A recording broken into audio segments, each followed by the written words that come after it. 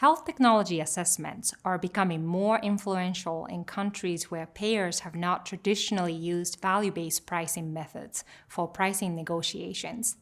At ISPOR EU, we are collaborating with researchers from NICE and the University of Tokyo to present a workshop where we discuss challenges and solutions in recent technology assessments. We'll be discussing how HTAs affect pricing and coverage decisions in the United Kingdom, the United States, and Japan, and how pricing and market access are granted to drugs that may not be considered cost-effective using conventional methods.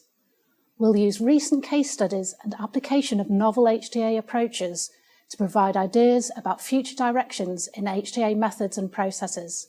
We hope to see you at the workshop in Copenhagen on November the 4th.